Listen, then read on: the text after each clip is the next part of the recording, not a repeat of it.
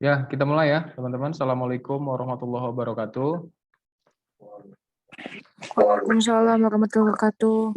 Selamat datang rekan-rekan program studi teknologi informasi. Yang saya hormati Pak Sekprodi, Pak Destoprani beserta jajaran, kemudian rekan-rekan dari angkatan 18, 19, dan 20 di Zoom meeting untuk rapat kita rutin ya. Kita akan coba agendakan ini lebih rutin, yaitu setiap hari Selasa nanti untuk waktu dan tanggalnya akan diinformasikan. Ada beberapa hal yang akan kita bahas ya yang hari ini akan kita coba paparkan bersama di rapat utama ini. Yang pertama adalah mengenai visi dan misi dari program studi. Jadi rekan-rekan mahasiswa dan mahasiswi juga wajib tahu tentang visi misi yang ada di program studi. Kemudian yang kedua adalah mengenai penelitian dan pengabdian.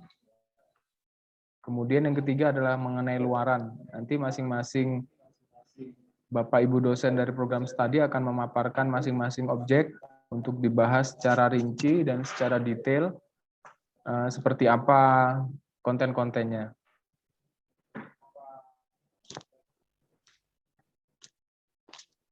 Oke, yang pertama saya bahas adalah mengenai program studi kita ya, teknologi informasi. Ini sambil kita sama-sama menjaga protokol kesehatan. Mohon maaf, hingga bulan ini kita masih belum bisa melakukan hybrid ataupun tatap muka langsung karena melihat pandemi yang masih belum usai. Namun kita sama-sama mengingatkan program studi kita mempunyai visinya adalah seperti ini ya, pada tahun 2025 menjadi program studi bereputasi nasional dalam bidang iptek, khususnya multimedia dan pemrograman mobile yang berjiwa teknologi informasi dan kemitraan.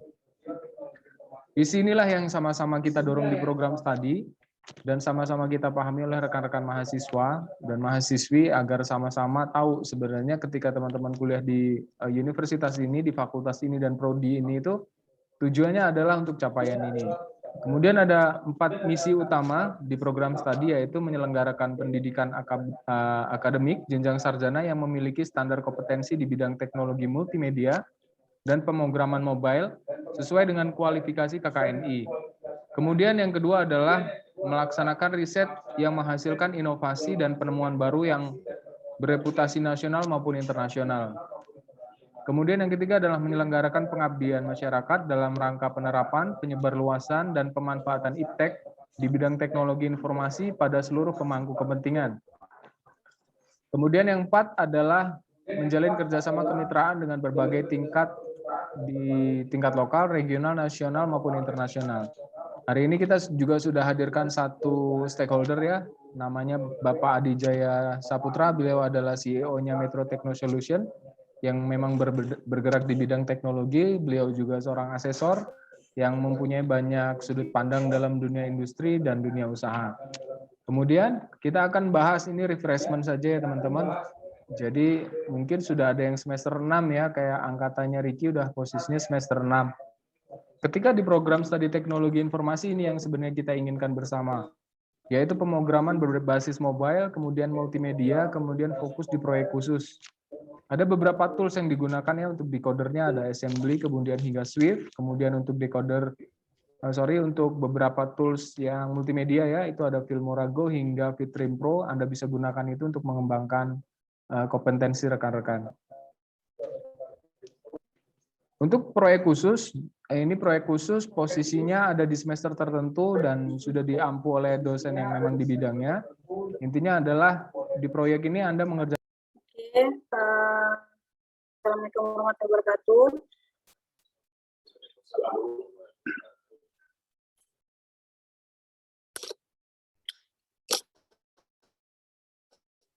Ini langsung ke saya.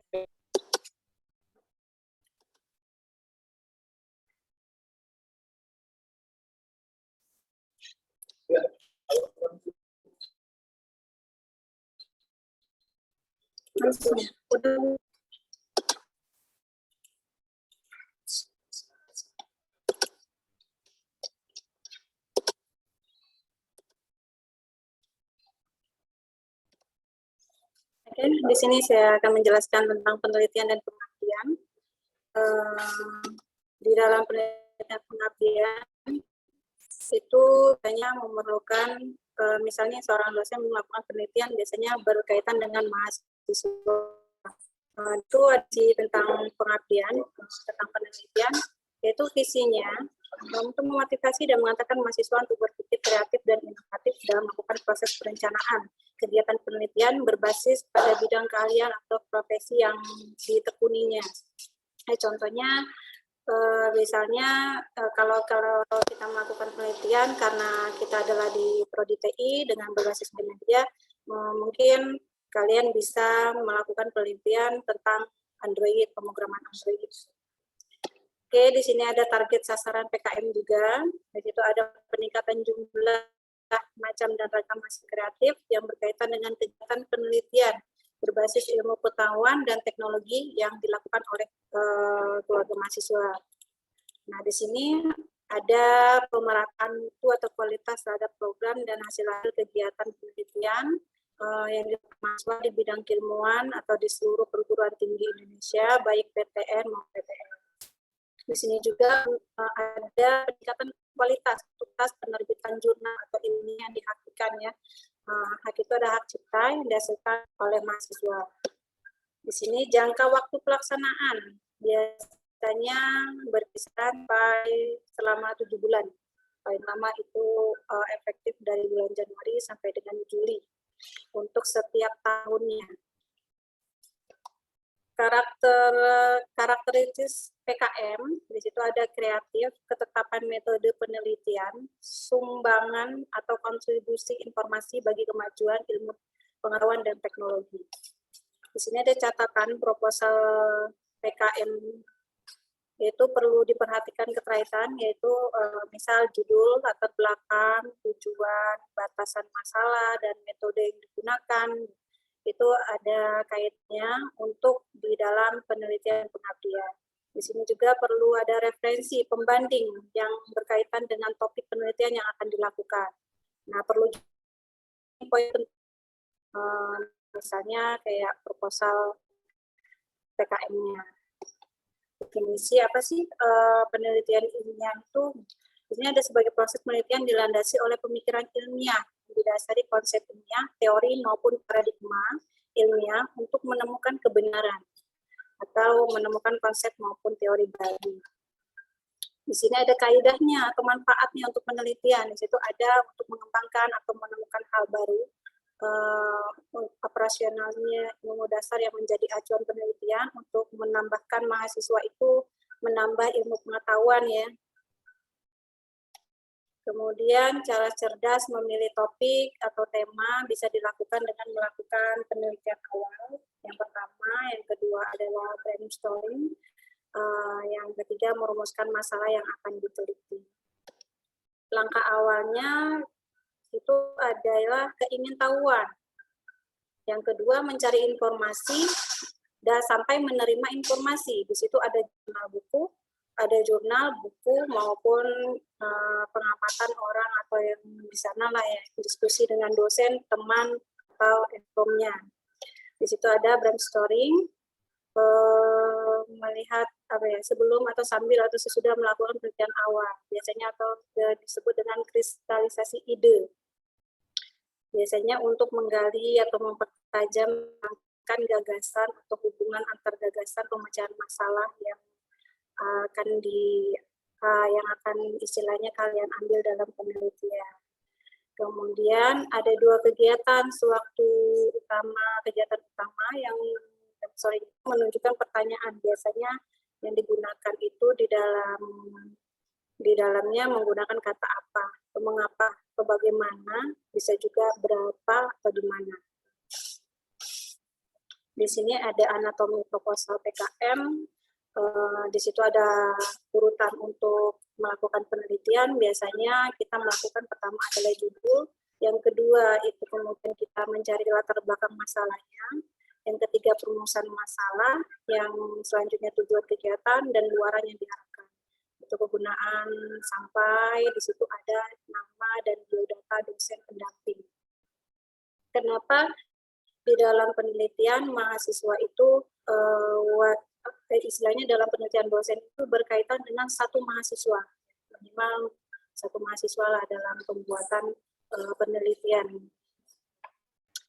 Ya, satu fungsinya untuk mahasiswa ini bisa menambahkan wawasan, pengetahuan ilmu mereka, untuk juga bermanfaat ya untuk saat melakukan penelitian di akhir kalian kuliah, yaitu skripsi. Oke, mungkin ada yang gimana, lanjut ke Pak Ya, aja. makasih Bu Okta. Yaitu Bu Okta bicara tentang penelitian dan pengabdian ya. Jadi sebenarnya teman-teman mahasiswa dan dosen juga dapat sinergi, kita bikin penelitian dan pengabdian bersama. Jadi teman-teman nggak hanya kuliah itu datang kemudian dapat materi, itu tidak hanya seperti itu, tapi memang dibutuhkan keaktifan teman-teman. Konten berikutnya kita sambil menunggu Pak Dijaya, berikutnya kepada Pak Desto Prani Brajanoto untuk memaparkan tentang produk. Pak Desto Prani, dipersilahkan.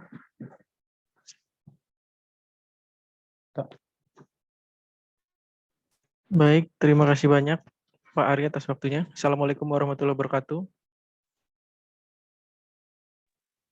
Teman-teman sekalian, Waalaikumsalam warahmatullahi wabarakatuh. Oh iya, delay ya.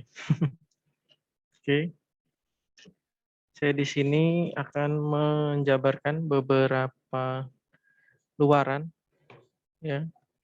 Jadi luaran itu maksudnya adalah setelah kita kuliah di prodi teknologi informasi, kira-kira apa sih yang bisa kita produksi ya. Jadi teman-teman juga kan selama ini mempelajari beberapa mata kuliah itu yang sifatnya ya nggak terlalu khusus, tapi juga nggak terlalu umum. Tapi sebenarnya sih bukan nggak terlalu umum, tapi ada yang pengkhususan yang teman-teman sering pelajari. Ntar saya mau nge-admit teman-teman ini biar nggak ada waiting room, biar tinggal masuk-masuk semua. Oke. Jadi dari sini nanti saya akan menjelaskan adalah dua jenis produk yang biasanya atau yang akan teman-teman buat nantinya pada saat kita nggak perlu nunggu lulus ya teman-teman, ketika masih kuliah ini nanti bakal tetap bisa memproduksi hal itu. Jadi di sini ada dua hal fokus kita. Teman-teman udah belajar, udah yang semester 6 atau semester 6 ya, semester 6 atau semester 4 sudah sedikit banyak tahu tentang materi apa yang akan disampaikan ini. Yang pertama ada multimedia dan aplikasi mobile, aplikasi perangkat bergerak ya. Ataupun biasa kita bilang yaitu aplikasi smartphone teman-teman. Oke. Selanjutnya. Multimedia itu ada, kita masuk ke multimedia dulu ya. Multimedia itu ada jenis dan klasifikasinya. Oke. Yang pertama ada multimedia interaktif. Di situ keterangannya pengguna dapat mengontrol apa dan kapan elemen-elemen multimedia akan dikirimkan atau ditampilkan. Multimedia interaktif ini salah satunya ada hubungannya juga dengan aplikasi mobile, yaitu game. Ya, selain game apalagi contohnya kalau teman-teman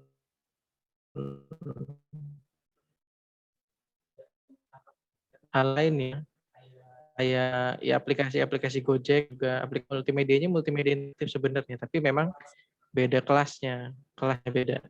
Tapi salah satu multimedia interaktif yang terkenal karena itu adalah gabungan antara multimedia dan aplikasi mobile, yaitu adalah game. Oke, yang kedua multimedia hiperaktif. Multimedia jenis ini mempunyai suatu struktur dari elemen-elemen terkait dengan penggunaan yang dapat mengarahkannya. Dapat dikatakan bahwa multimedia jenis ini mempunyai banyak tautan. Jadi ini sejenis multimedia, contohnya ada Wikipedia, contohnya itu Google. Jadi bikin search engine yang isinya adalah kumpulan media-media yang disatukan menjadi sebuah wadah untuk memudahkan orang-orang yang mencari informasi. Karena tujuan multimedia kan tadi, tujuannya media itu menyampaikan pesannya. Dan kita tahu teknologi informasi itu, kalau kita ngomongin teknologi informasi, ya teman-teman harus fokus sama media apa sih atau bisa kita maksimalkan skill kita di situ. Kayak misalnya kalau untuk jenis medianya sendiri kan ada dua sebenarnya ya. Dua itu ya. Yang pertama audio sama visual, tapi ada media ketiga yaitu audio visual. Teman bisa kalian ini tentang mata kuliah ada istilahnya di mata kuliah multimedia bisa explore kalau misalnya suka ataupun suka jadi podcaster atau podcaster kan yang lagi atau newscaster anchor namanya itu bikin podcast apa ya. Selanjutnya kalau aplikasi mobile ini lebih ke algoritma ataupun simulasi digital dari segala bentuk yang kita lakukan di dunia nyata. Jadi bentuk ya di konvensional kayak kita ketemu langsung ngobrol itu ya bisa digital muka langsung tatap mukanya sekarang via digital seperti itu.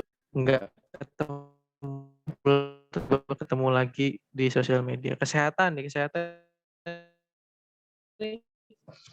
menarik juga karena orang coder itu bisa berkolaborasi dengan ilmu apapun. Nanti saya tunjukin. Nah, ini contoh aplikasi mobile ya. Ada WhatsApp, Facebook, YouTube. Kalau WhatsApp kan fokusnya ke komunikasi ya, bisa nelpon sama chatting. Facebook lebih ke wadah ya.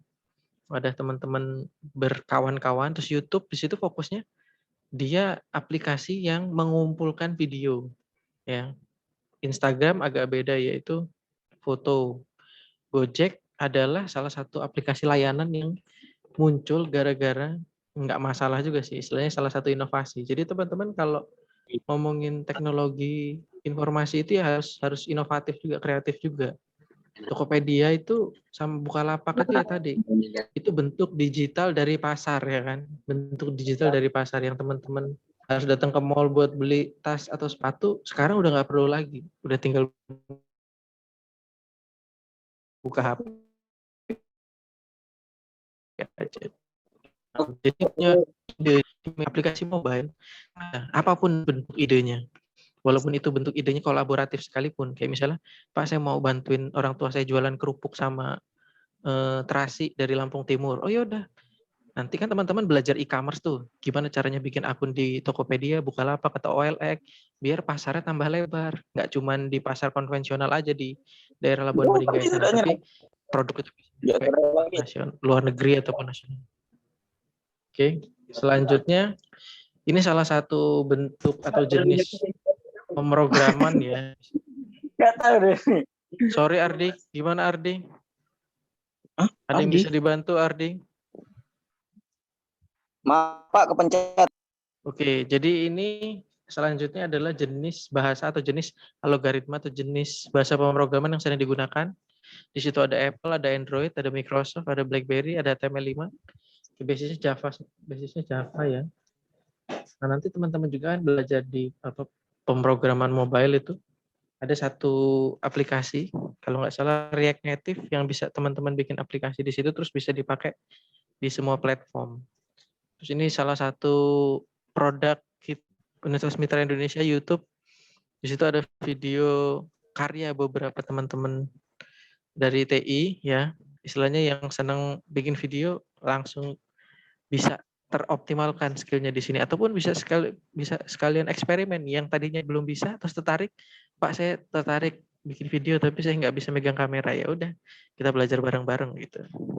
Selanjutnya ada juga Instagram. Ini beberapa desainnya juga dibuat. Ada beberapa orang yang memberikan sumbangsihnya di bagian desain karena senang ngedit ya, ngedit Corel ataupun foto. Ini produk aplikasi dari orang TI, teknologi informasi, Mitra Mobile dan Swiss Bell Hotel Lampung, yang aplikasinya bisa teman-teman cek di Google Play seperti itu. Oke, mungkin segitu aja Pak Ari dari saya. Terima kasih banyak atas waktunya. Semoga teman-teman dapat memahami ya esensi kita kuliah di teknologi informasi. Biar istilahnya apapun idenya, apapun jenis ketertarikannya bisa tersalurkan di sini. Ya. Oke, terima kasih. Ya. Terima kasih Pak Desto dari produk.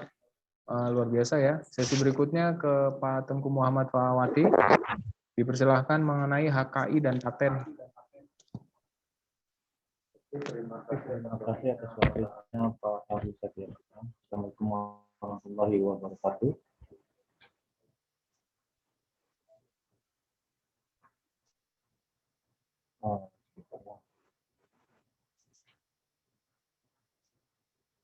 Oke, untuk selanjutnya saya akan memaparkan beberapa tahapan tentang saksi ya,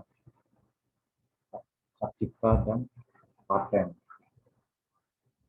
Yang sebelumnya sudah dipaparkan oleh Ibu Okta dan Pak Tutut adalah salah satu beberapa produk yang bisa kita dapatkan untuk menjadi saksika atau kekayaan intelektual atau menjadi sebuah paten. Nah, tapi di sini saya berbicara lebih banyak ke KKI-nya ya, kekayaan.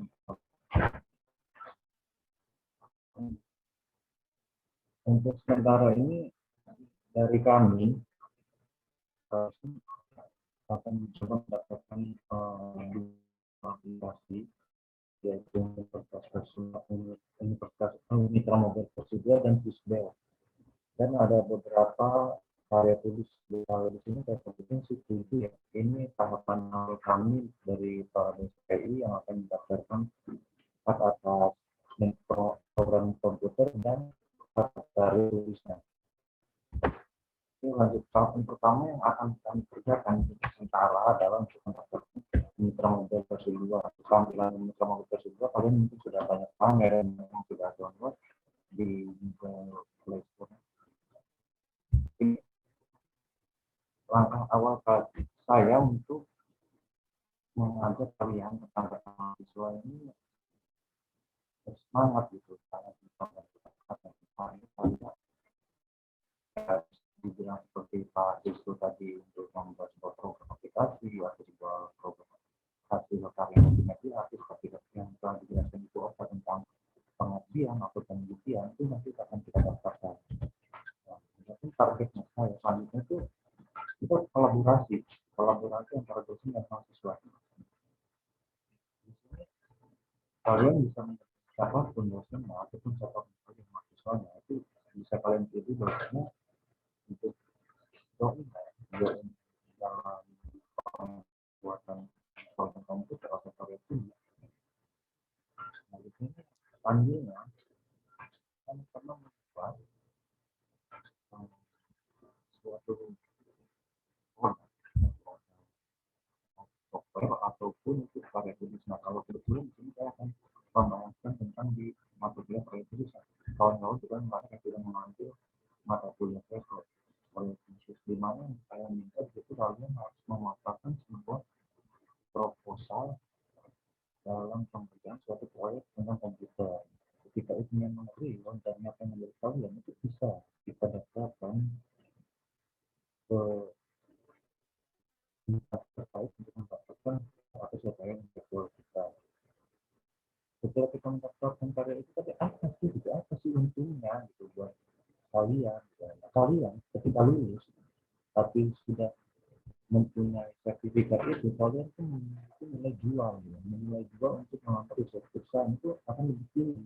Perusahaan itu akan sangat memiliki kalian gitu ketika kalian sudah mendapatkan itu dan melamar ke suatu perusahaan. Jadi di sini sama-sama ya mengkolaborasikan antara kalian para mahasiswa dan kami para dosen untuk membuat suatu karya yang nyata untuk kita dapatkan paten yang benar itu menjadi daya tarik kita ke dunia luar.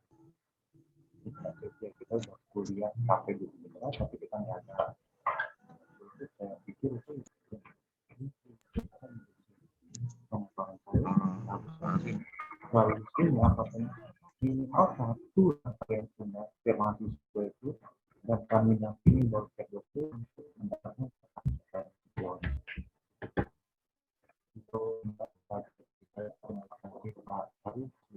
Waalaikumsalam warahmatullahi wabarakatuh. Ya, terima kasih seluruh jajaran program studi teknologi informasi. Mungkin karena ini sifatnya rapat ya. Ini adalah rapat kita yang pertama. Jadi kita belum buka sesi dialog, khususnya kepada teman-teman mahasiswa, karena peserta juga belum maksimal ya. Jadi ini adalah rapat pertama kita yang saya sudah bahas di depan tadi. Kita akan coba atur jadwalnya setiap hari Selasa, kita akan jumpa secara digital, kita akan sharing. Untuk pekan berikutnya atau sesi berikutnya kita akan lebih banyak mendengar statement dari teman-teman ya, teman-teman dari mahasiswa. Intinya kami dari program studi dengan terbuka ya, menerima beberapa ide-ide kreatif teman-teman. Seperti yang sudah dipaparkan Pak Desto, kita juga telah membuat beberapa produk digital. Kemudian seperti yang dipaparkan oleh Pak Tengku, jadi dari produk digital itu kita bisa patenkan, kita bisa bikin hak kekayaan intelektual. Jadi teman-teman juga namanya akan selalu diingat gitu kan. Oh rupanya ini produk ini buatan gue nih gitu kan. Oh zaman gue dulu kuliah, oh gue pernah bikin paten nih, ini punya gue nih. Nama Anda akan diingat dan sampai kapanpun akan melekat di teman-teman. Terus seperti yang dipaparkan Ibu Okta tadi, jadi lebih penelitian dan pengabdian jadi nilai lebih. Jadi teman-teman nggak hanya menikmati mata kuliah dengan tugas yang luar biasa, tapi teman-teman juga bisa lihat sudut pandang lain. Ini ada sesi berikutnya kepada Pak Adi Jaya untuk memberikan masukan dan pemaparan singkat kepada rekan-rekan mahasiswa, khususnya program studi teknologi informasi. Dipersilahkan Pak Adi Jaya.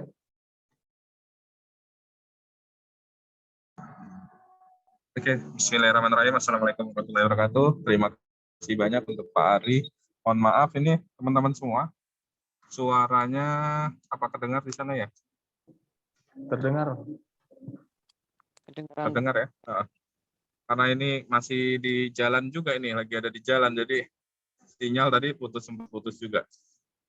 Intinya adalah untuk di dunia usaha dan industri sendiri, teman-teman semua, terutama mahasiswa yang ada di Umitra, harapan kami untuk Dudi sendiri, teman-teman itu semua bisa merambah ke dunia digital, di mana digital sekarang itu sangat dibutuhkan dengan beberapa Dudi, baik itu PT-PT ataupun CV ataupun perusahaan-perusahaan yang bergerak di bidang digital, semua sekarang membutuhkan. Nah, teman-teman Umitra sendiri itu punya banyak kesempatan untuk bisa bergabung bersama kami, di mana banyak sekali teman-teman, sahabat-sahabat kami juga yang membutuhkan mahasiswa-mahasiswa Umitra yang untuk bisa bergabung membangun sebuah sistem, di mana sistem ini yang nanti akan terpakai sesuai dengan perkembangan zaman yang ada sekarang.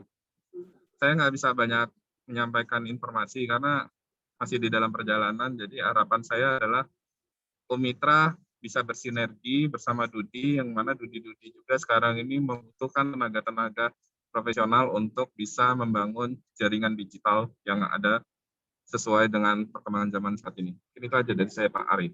Oh ya, terima kasih banyak Pak Adi ya. Jadi intinya seperti itu, Pak Adi hati-hati di jalan ya. Pak Adi ini adalah salah satu CEO ya, Metro Techno Solution. Beliau bergerak di bidang teknologi. Dan salah satu tuntutan rekan-rekan kuliah adalah bekerja. Dan ketika bekerja, Anda juga harus dibekali dengan kemampuan teknis yang bagus. Nah, Dudi itu apa? Adalah dunia usaha dan dunia industri. Teman-teman akan bicara dan mempersiapkan mental teman-teman ke sana. Terima kasih banyak ya Pak Adi. Mungkin waktunya kita butuh agak lebih banyak. Ya, sama-sama Pak Ari. Izin hati-hati. Nah, untuk rekan-rekan mahasiswa, mungkin untuk rapat bersama kita batasi hingga sesi ini. Untuk rapat berikutnya kita akan agendakan untuk teman-teman lebih banyak dialog kepada kami ya. Jadi kami tidak akan memaparkan banyak konten, jadi teman-teman akan lebih banyak bertanya, misal gitu kan, pengabdian penelitiannya itu gimana Bu Okta maksudnya, kemudian Haki itu nanti caranya gimana, kemudian untuk produk seperti apa caranya, boleh tidak kita yang bukan anggota Himakom juga ikut serta dan segala macam ya, termasuk kita juga punya banyak hal, misal kayak pengembangan produk kami juga butuh ide-ide dari rekan-rekan. Mungkin seperti itu, terima kasih kehadirannya rekan-rekan mahasiswa agar bisa ditelaah dan di sesi berikutnya saya harap banyak pertanyaan yang bagus ya, kita akan langsung fokus di beberapa pertanyaan. Mungkin izin seperti itu, terima kasih rekan-rekan program studi, Pak Desto, Bu Okta, Pak Tengku, Mas Akbar, kemudian Pak Adi Jaya Saputra. Terima kasih. Saya akhiri. Assalamualaikum warahmatullahi wabarakatuh.